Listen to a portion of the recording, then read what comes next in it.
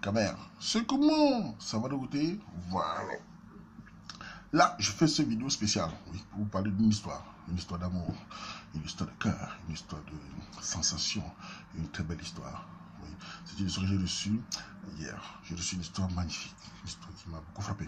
Cette histoire m'a emporté, elle m'a captivé, elle m'a profondément touché. C'est une histoire d'amour. J'ai intitulé l'histoire L'amour à la camerounaise au-dessus de l'océan. Vous allez comprendre. Pourquoi cette histoire? J'ai décidé de vous la raconter à la marécageuse, de vous faire sortir de narration sous Katizar. Vous allez comprendre. Donc j'ai décidé de vous faire. Bon, pour ceux qui m'écoutent là à l'instant, les filles, les gars, laissez tout ce que vous voulez faire. Laissez arrêter la radio, arrêtez tout. Concentrez-vous de ce que vous racontez. Et laissez-moi vous emporter dans cette histoire. Je vais vous emmener dans une sorte de conte très plaisant. Quelque chose qui frappe le cœur, quelque chose qui fait bouger l'esprit. Quelque chose qui vous amène et vous fait sentir des sensations merveilleuses. Surtout dans ce monde où rien n'est plus facile. Il est bien de voir, enfin, je suis content de voir qu'il y a encore des histoires d'amour, des histoires qui nous font rêver, des histoires qui nous font oublier le temps qui passe, des histoires qui nous font oublier nos souvenirs, des histoires qui nous font oublier les mauvais souvenirs, je veux dire, des histoires qui nous font penser que chaque jour qui passe, il y a de belles choses qui arrivent. C'est quelle histoire? D'abord, comme j'ai dit, cette histoire est intitulée L'amour à la camerounaise au-dessus de l'océan. L'amour 100% camerounais. D'abord, c'est une histoire de deux personnes. Je vais vous raconter. Le gars s'appelle David. Hein, on l'appelle David. Il a 33 ans. Il est cadre dans une entreprise américaine. Chaque fois qu'il voyage, il va dans tout le monde entier. Il est toujours en première classe. C'est sa société qui paye. Donc, cette histoire, vous allez comprendre. Et la fille, elle est aussi camerounaise. Ça, on le sait après. Elle est hôtesse de l'air à Air France depuis 2-3 mois. Et dans cette histoire, vous allez comprendre. Ce garçon, c'est qui? Comme je dis, il s'appelle David.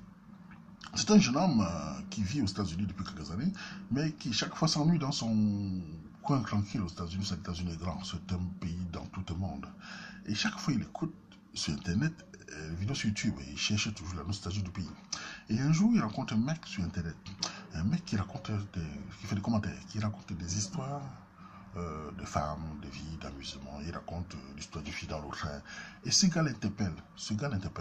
Et il dit dans l'histoire, ce garçon l'interpelle. Ce garçon s'appelle Warman. Mais qui est Warman? Ça, c'est une question qu'il faut se poser. Parce que là, il dit que le gars de Warman lui raconte des histoires. Et ça lui plaît tellement. Et il dit encore qu'il sentait depuis que ce gars de Warman va aller loin dans les commentaires. Parce que sa façon de raconter était très plaisant, frappant et profondément magnifique. Donc il écoute. Un jour, il y a une vidéo de Warman qui fait le buzz. Il explique que la vidéo s'appelle Le Compte élevé. Et là, il a commencé à suivre Warman. Et dans ses explications, les fans ont dit Warman a créé une page Facebook. Et Warman a créé la page Facebook. Et lui, il est sur Warman tout le temps. Et il écoute Warman chaque fois. Et il dit que Warman a des propos qui lui plaisent. Warman, à un moment, a commencé à parler d'une Ndolo 100% camerounais. Et ça lui plaisait. Pourtant, lui, il était dans une relation sans frontières avec une Africaine. Et il a commencé à se poser la question parce que c'est bien beau l'amour de maintenant, mais dans 10, 20, 30 ans, comment ça se passe? Le retour au pays, si ça ne se passe pas, les enfants héros. Donc, il trouvait le concept de Warman très normal. Il était très accroché à ça. Et un jour, Tchakala avait sa fille sans frontières. Il a commencé à s'intéresser à l'histoire, à la vision de Warman. Il était abonné depuis 3-4 ans. Donc ce gars, on va dire que c'est un fan inconditionnel de la théorie du Warman. Mais qui est Warman? On va le savoir. Voilà qu'un jour, il explique qu'il prend un vol, on va expliquer, aux États-Unis pour la France, pour Paris, parce qu'il avait une affaire à traiter là-bas. Oui, je vous ai expliqué les cadres dans une grande entreprise internationale, c'était petit frère qui a réussi. Mais qu'il explique, vous allez comprendre qu'avant il jouait avec l'argent, vous allez comprendre. Et dans ce vol-là, qu'est-ce qui se passe? Il est en première classe. On sait tous comment est la première classe. Quand vous êtes derrière, la première classe est devant. Ce sont ceux qui payent évidemment plus cher. Et dans ce vol, il était le seul noir, parce qu'il explique. Et à un moment, quand ils sont au-dessus de l'océan, il y a une hôtesse qui arrive. C'est une noire. Il explique, il dit, la fille est belle, elle est élégante dans sa tenue, la tenue la voit exactement comme une princesse. Elle a un regard parfait, un sourire magnétisant. La fille arrive et demande à tout le monde, vous prenez quoi? Parce que le monde est sévère. Et quand la fille se tourne vers lui, la fille le regarde, il dit qu'il est hypnotisé par la beauté de la fille. Et là, il y a une partie qui me plaît. Il dit dedans, et pas de Warman. Warman a une phrase qui dit la belle femme, c'est son sourire et son regard. Ça montre que c'est vrai. Ce n'est pas toujours le physique, c'est d'abord le regard qui détermine la beauté d'une femme, même si elle est belle physiquement. Quand tu as un beau sourire, un joli regard, ta beauté est éclatante, elle est magnétisante, elle est frappante, elle plaît beaucoup. Donc le gars le dit. Et la fille aussi, on se rend compte aussi dans l'histoire que la fille a senti le gars, parce qu'elle était le seul noir. Elle a senti que c'était un bel homme, parce que le gars dit qu'il est sportif. Et il dit, je cite, je suis sensible. Ça veut dire qu'il est pas mal, le petit frère. Donc là-dedans, il parle à la fille. Enfin, la fille lui pose la question. Et à un moment, il dit dans l'accent de la fille, il ressent un petit accent africain. Et il dit dans son cœur comment ça va. Il se dit dans sa tête, j'espère qu'elle est camerounaise. Parce qu'il ne rêve que d'avoir une camerounaise. Parce que je l'ai toujours dit. Enfin, pas moi. Excusez-moi. Le roi l'a toujours dit. Il est important pour un homme de diaspora d'épouser une femme camerounaise. Car l'avenir est incertain. On ne sait jamais ce qui va se passer demain. Une fille de chez toi, quelle que soit sa tribu, si c'est Tchakala, on se retrouve au pays. C'était ce que Waman dit. Parce que moi, je le sais, je l'écoute aussi Waman, hein, vous avez compris. Bon, voilà. Et là, à un moment, qu'est-ce qui se passe? La fille, il demande à la fille, permettez, mademoiselle. Puis je vous pose la question, la fille dit oui. Vous êtes de quel pays? La fille le regarde avec un sourire magnétisant. Vous savez, même moi qui raconte l'histoire, je suis impressionné par le sourire des belles femmes. Quand une femme sourit bien, ça me rend tout doux. Je deviens tout petit, je deviens sensible plus que mesquineur. Et là, qu'est-ce qui se passe? La fille lui dit, ah, je suis camerounaise, tout comme toi. Et son cœur commence à battre. Il dit, mais comment elle a su que je suis camerounais? La fille, il demande à la fille comment tu es. La fille dit, écoute, je vois la musique que tu écoutes sur ton ordinateur. Je suis que tu es camerounais en regardant. Je suis que, imaginons, il écoute peut-être le co, bien, ténor, ou bien, c'est pas moi, la musique de nos petits faux bien réalistes, la sauce, tout est dans la sauce. La fille a su. Et là, il se dit, il est content. Il est tombé sur une camerounaise. Cintrée, magnifique, étincelante, belle, sourit. Et là, il n'en revient pas. Il est en première classe. Mais il faut aussi dire que la fille sait qu'il est en première classe parce que, entre Camerounais, on se connaît. Le titre n'est pas n'importe qui est en première classe. Ce n'est pas un Bozaïe qui est en première classe. C'est un mec qui compte dans un monde qui compte, dans un environnement qui compte. Donc voilà, la fille est séduite. On va dire comme ça. Voilà que l'amour commence entre eux, il commence à se parler. Enfin, pas l'amour, l'amitié, commence à parler des choses. Et à un moment, le gars demande à la fille, dis-moi, demoiselle, imaginons, on va donner le nom de la fille Suzy. Dis-moi, Suzy, quelles sont tes passions? Le soir, qu'est-ce que tu fais après ton boulot? La fille lui dit, le soir, je suis abonné à une page Facebook, la page du Warman. Tu connais le Warman? Et le gars dit, mais dis non. Moi, je dors sur la page du Warman. Vous imaginez en ce moment?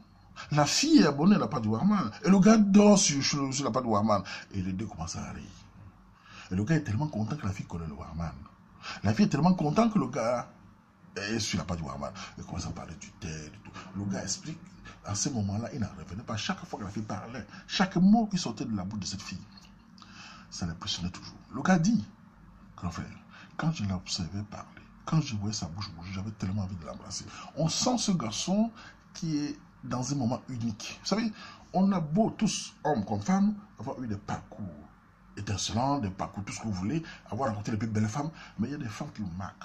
Il y a des filles, malgré tout votre parcours de tombeur, vous tombez sur une fille qui vous impressionne. Cette fille impressionne ce garçon. Si déjà à l'instant, quand la fille parlait, il imaginait déjà s'il pouvait l'embrasser, il est tellement dans un monde féerique.